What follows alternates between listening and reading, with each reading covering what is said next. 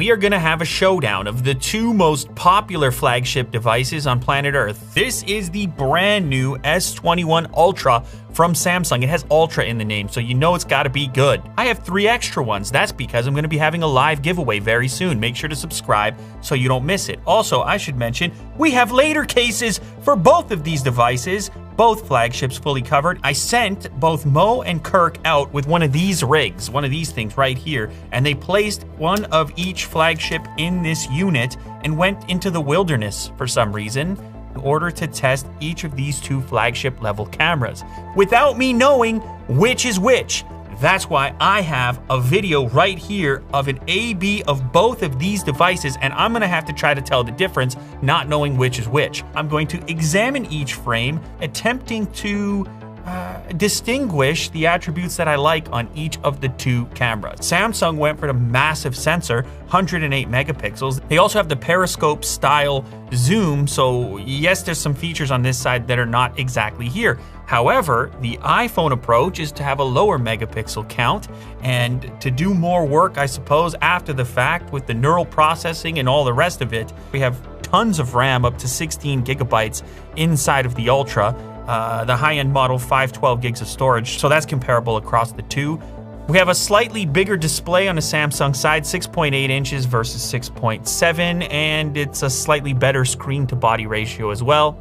IP rating is the same across both, but the Samsung device does have a much larger battery, at least on paper. On the iPhone side, you have arguably the best processor in a smartphone at the moment in Apple's latest A14. And then over on the Samsung side, we have the latest Snapdragon, that's the 888.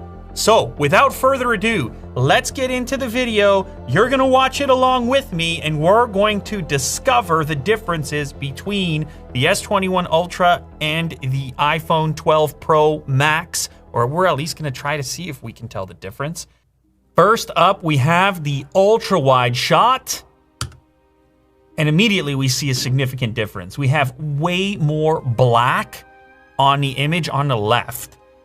Definitely more contrast and a shift towards blue, a cooler tone, definitely warmer on the right. I already have my inclination as to which is which. I think the important thing about this test, since you're playing along, is to know that each phone is going to stay on the same side the whole time. So whichever way your brain is trending, then keep that in mind as you attempt to be a detective here. Exposure, I mean, definitely the right-hand side is trying to keep the shadows up to maintain some level of detail. Both images are nice.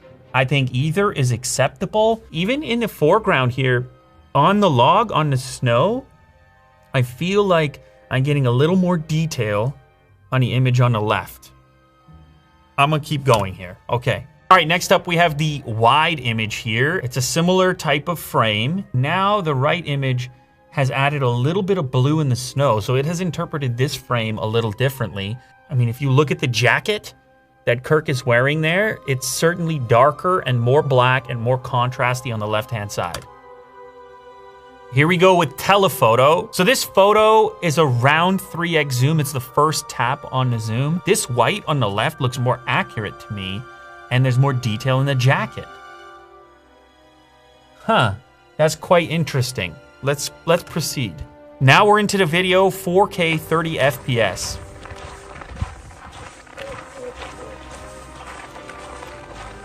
Now here we're gonna be looking at a couple things, obviously exposure. Somebody fell. That's the second wipeout you took today. But that's kind of a good test, I guess. It looks quite a bit different.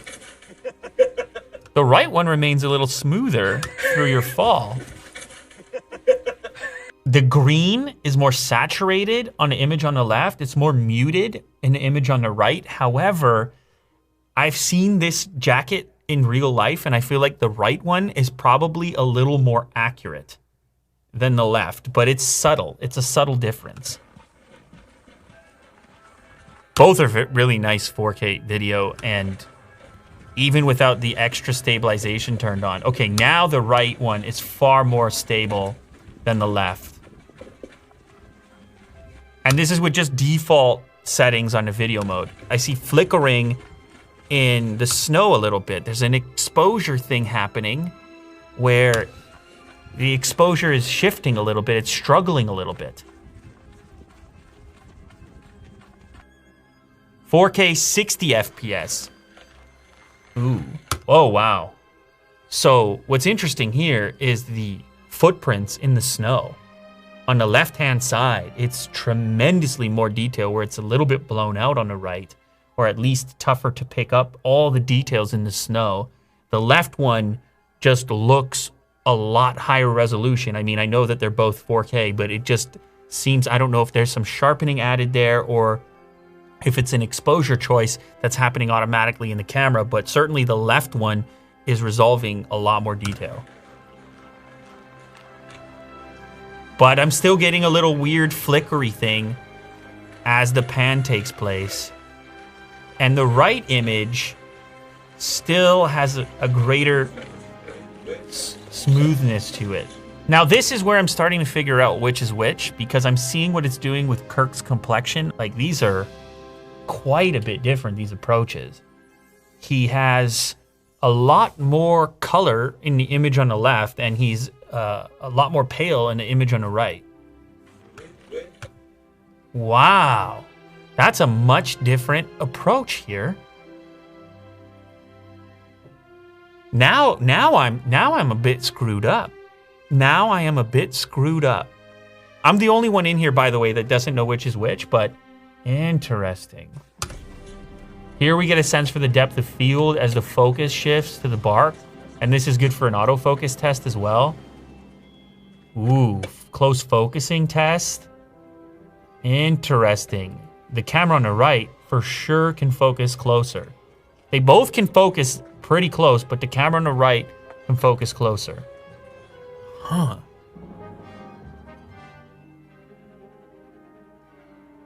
Wow. Ooh, we're gonna check out some portrait mode now. The skin tone, the skin colors, there's a little more yellow on the left and a little more pink on the right. And the focus fall off around the head. And this is not particularly easy because of all the branches and stuff. And I actually noticed a little segment around the ear on the photo on the right where maybe it didn't grab it, and a little section near the jacket as well where it kind of screwed up the portrait mode ever so slightly. Yeah, I think the left one probably nailed it a little bit better. It's both are nice images in different ways. Here we have Mo's version. Whoa, those are, wow. The question is, which is the better image? It depends what you're looking for. If you really like crushed blacks, if you like that really dark black color, the camera on the left almost never gives it to you. The camera on the right brings you there immediately.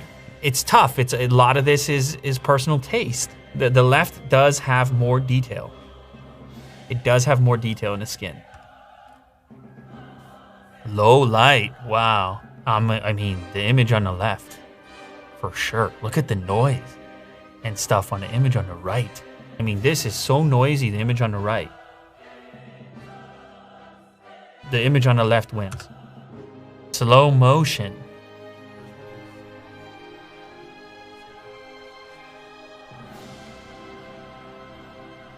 So it's 240 FPS, 1080.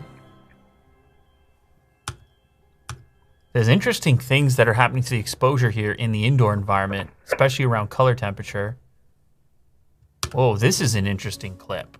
The clip on the left is really struggling with exposure. It has blown out his thumb, and the wall is nowhere near black. It's very gray, so there's some guesswork going on there. The right-hand side is a lot more true to life here. Wow, this is a tough challenge right here. Close focus. Oh, so the one on the right has like basically macro. That's on the main camera. The dollar bill is touching the phone. Wow. Super close focus, tremendous detail. I guess the photo on the left is the same range, but it's picking up the grass in the background because it can't focus quite so close. Autofocus. Now this was kind of, there was an autofocus issue sort of plaguing the previous generation Ultra. Looks like it's not there anymore. I think the autofocus is acceptable on both of these at this point. Obviously the left one, the approach is a slower transition between focus points, which some may prefer. It's a more action-like type of footage on the right-hand side. It snaps into focus faster.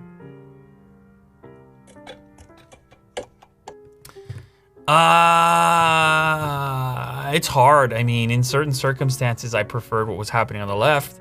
In certain circumstances, I prefer what was happening on the right. Oh, this is harder than I expected it to be honest. It went back and forth. I'm gonna go ahead and guess that the left is the Samsung and the right is the iPhone.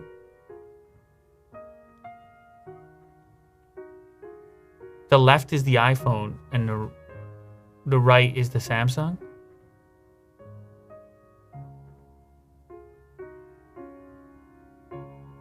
Are you sure? Wait a second. The iPhone is on the left, the Samsung is on the right.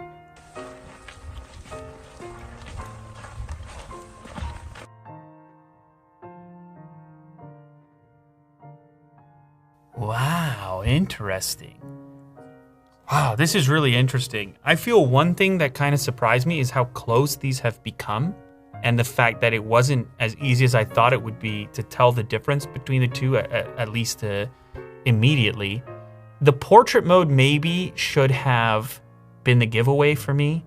That once I saw the complexions and I saw that sort of yellowish, more yellowish hue in the skin tones, I probably should have said, okay, that's got to be the iPhone. But the thing that threw me off was the exposure struggling on the snow. I was like, that's got to be the new phone with the new software.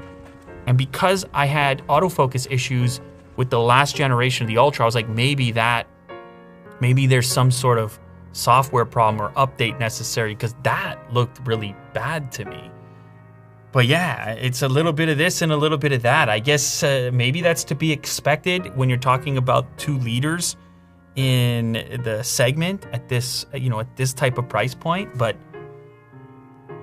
I guess I kind of expected the iPhone to do a little better, maybe. If I had to post this picture immediately, I would pick the one on the left. The wide. Here, I think I still take the iPhone photo. That one is tough. Only reason I'm gonna give it to the iPhone again is because of the snow being what I perceive to be the color of the snow and the Samsung going blue.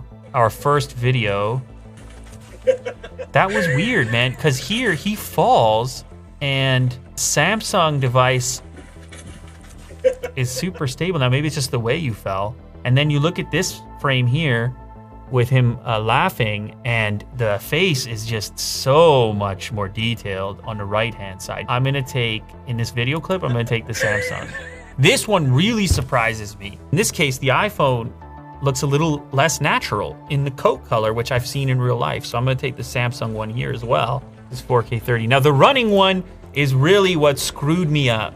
The iPhone is just going nuts, trying to figure out exposure, and so much so that it would be distracting to have that in your clip. And also in the default stabilization mode, there are more stabilization modes on the Samsung.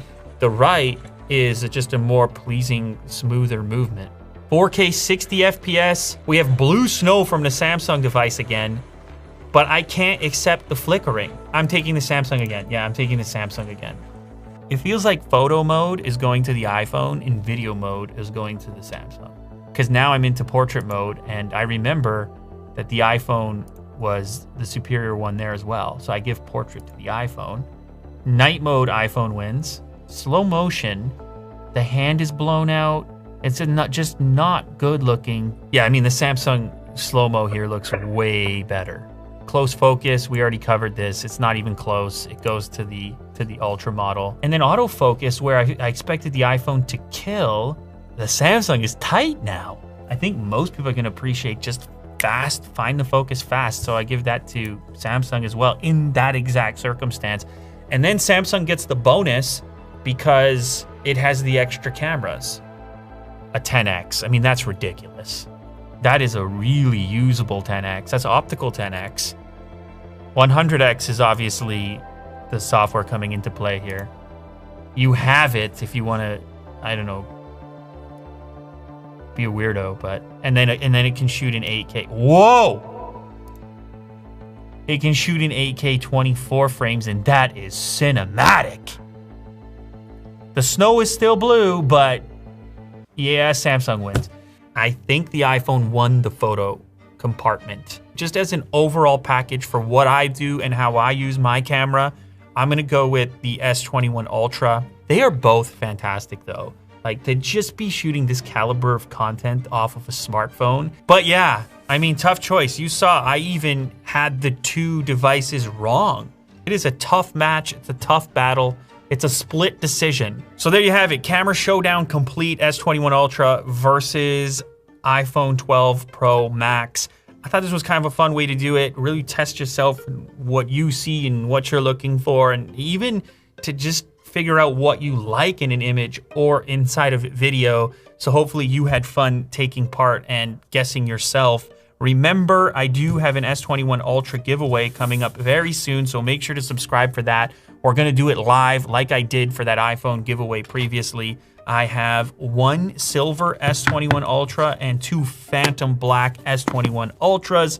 And I also need to remind you of the later case launch for the new devices, as well as some of your favorites like the new blue for the variety of iPhone 12s. So go check out later case, link will be down in the description, and pick up what is, I mean, I think one of the best accessories you can throw on your smartphone. So go click the link in the description and check that out too. Stay tuned for the giveaway.